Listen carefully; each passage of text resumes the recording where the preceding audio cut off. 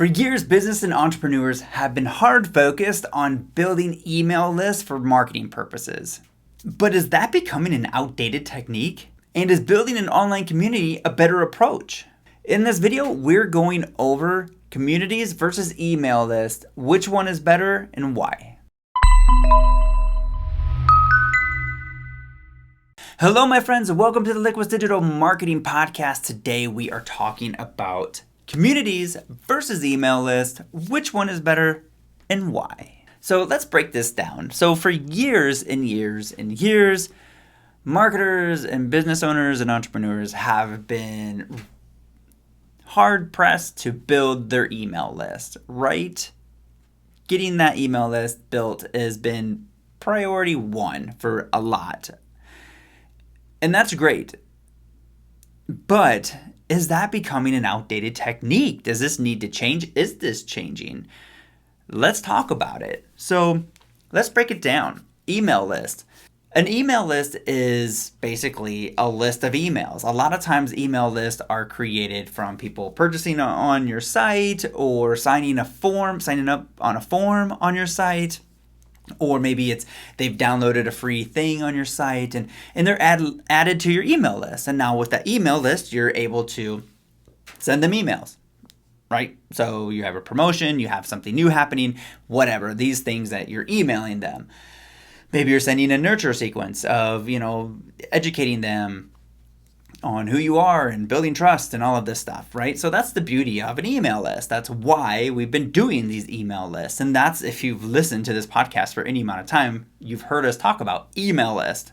Then now we have, and it's not like this is new, communities, groups, online communities, places where people go and gather. So you as a business having your own community is basically people not just signing up for an email list, they're basically joining your group. They're becoming like in your Facebook group and they're becoming a part of a community. So which one is better and which one is more effective and which one should you be focusing on? Because they are, yes, both very different. But in a sense, it's like, if your what is your call to action? Should it be to get people onto your email list or should it be to get people into your community? Where should you be connecting with your audience? So the benefit really of both is it's to capture that audience into like your own sphere, right? Like having their email address gives you the ability to continue that conversation. Having them in your group gives you the ability to continue to communicate with them. So let's go over some of the pros and cons of an email list and then pros and cons of communities and then talk about which one might be better for you. Okay, so pros and cons of an email list. So let's start with some cons. One con is it's a one-way communication, right? If you have someone's email address, then you have their email address. You're emailing them, and most likely they're probably not replying to that email, right? It's really kind of like a one-way communication. The other is, let's face it, inboxes are pretty bogged down. When was the last time you opened up your inbox and was like, hey, where are all my emails at? Right? Like usually it's like, oh my God, how am I going to get through all of these emails? So that's a challenge if you're trying to communicate with people in their inboxes and their inboxes are just full and now you're just getting deleted. The other problem is you may not even make it to their inbox, right? You might get spam filtered. So you might be in the promotion tab or you might be in the spam folder. So they may not even see it. So there's some pretty big cons, right, to that email list. So what's some pros to it? Well, for one, it does allow you to continue to communicate off of a online platform, right? So it's not like they say you own that contact now. Well, you don't own that contact really, but it allows you to communicate with them off of a platform. The other pro is people are always in their email. Like, you don't have to guess if someone's going to be in their email. Guaranteed, they're going to be in their email pretty soon. Versus, are they logging into your group? right? Like, you know they're going to be in the email. You don't know that they're going to go to your group. Okay. The other pro is email is trackable. You can view opens, you can view clicks, you can view unsubscribes, you can view, a ton of things, right? So it's trackable. You can see what actions people are taking. Okay, so there's some pros and cons of an email list. Let's jump into the communities. What are some cons and some pros and cons to this communities? Well, let's start with the cons. One is you don't know if they're going to be there. So let's say someone does join up to your group, your Facebook group. Well, how do you know that they're going to come back to your Facebook group? If, let's say they signed up for, let's say your group is on Discord. When are they coming back to that Discord? You don't know. You can put out all the messages you want, but if they don't come back to Discord, they're not going to see them. So that's a con, right? If they're not coming to your group.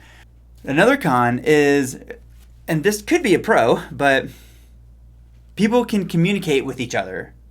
So you don't always have control of what the conversation is, right? So they're in a group. Usually people can see other people in the group and communicate with each other, which is also a pro. Actually, it's our first pro in our communities list is people can communicate. So it really kind of comes down to, what do you want? Like, what's your goal of the community? Like, there might be some situations where you don't necessarily want to have your group or your community communicating together. Like, that's not your objective. And those are probably pretty few and far between, but I'm sure they exist out there. So that could be a con. Another con is it's for you yet another place to manage and administer and create content and to check and to be in, right? So it just is. You're a busy business owner having to go into your Discord channel and update content and reply and build community might be another task that you're not ready for. So a community adds in yet another thing for you to administer. All right, some pros of a community.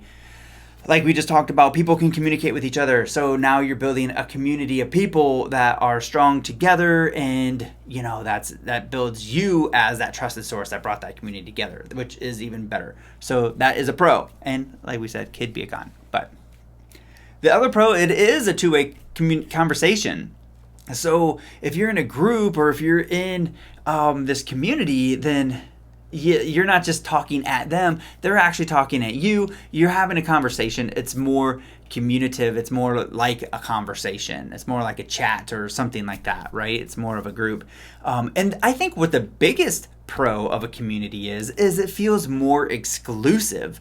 Right? So if I'm in someone's group or someone's community, it feels a lot more exclusive than if I'm just on their email list, right? So there's this sense of exclusivity and belonging and being a part of something that is, more than just I'm receiving your emails that you're sending to everyone else. So, so that is it.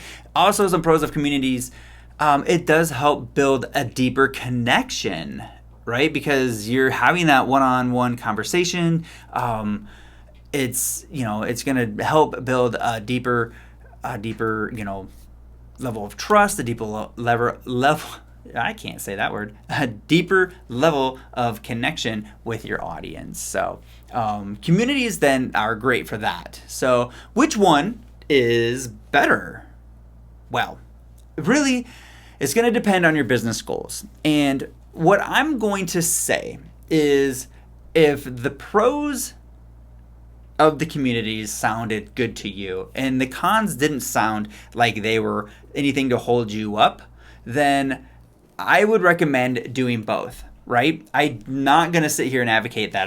Don't worry about that email list anymore. Just focus on communities, because I think that's the wrong approach. I think you need both. And I really think they both work together hand in hand in different ways.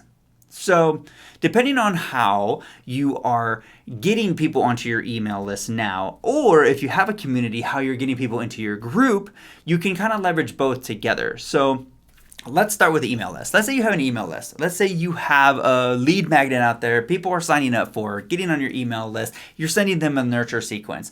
Now, what you could do with this group, this community that you have, is to create a deeper connection with this person by offering them access to your exclusive group, giving this exclusivity and access to you and to be a part of this group. So now you're going basically from email list to group and creating that deeper connection, giving them something more. Perfect. Let's go the other way. Let's say you have people in your group, but you don't have them on your email list. Well, what if people in your group, you're able to offer them something exclusive to them by, providing their email list. Now you're getting their email list and then providing them some exclusive thing. And now you have the ability to email them, right? So now it doesn't matter if they're in your group. You can email and say, hey, I'm going live in my group. Now you can communicate with them outside of just the group setting, which is very powerful to have both. So maybe you're having a sale or a promotion, or maybe, a new podcast come out. That all that information doesn't always just flow great in a group. It does make sense to email people certain things. So having that email list is still very vital. I think really having both and leveraging both really work hand in hand. So that's my recommendation when it comes to groups. I do want to give some places, if you're looking to build a group, some communities or some places to build that, right? So I think one of the biggest obvious ones is Facebook groups. So, and that is a great place because everyone is on Facebook, whether they're on there often or not, they are usually still on Facebook. So Facebook groups. However, the problem with Facebook groups is unless they go to the group, sometimes when you post in the group, actually a lot of times when you post in the group, they don't always see it. So if they're not active in the group or haven't been, they may not see what you're posting in the group. So a lot of times it gets lost. So there's that to consider.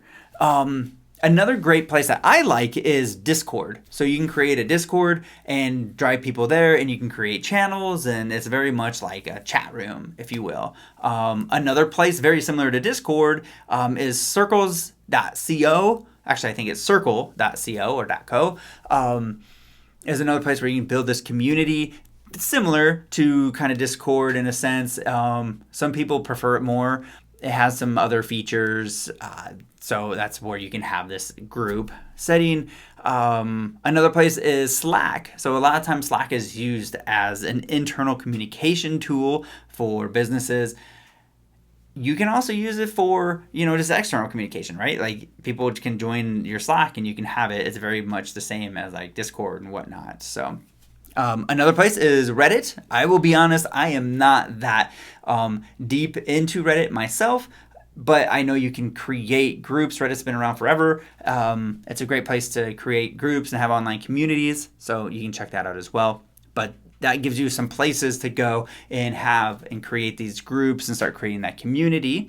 Yeah, so all right, that's it, folks. That is email lists and communities and how you should handle those. I hope you found this valuable. If you did, please leave us a review, share it with your friends. We'll see you in the next episode.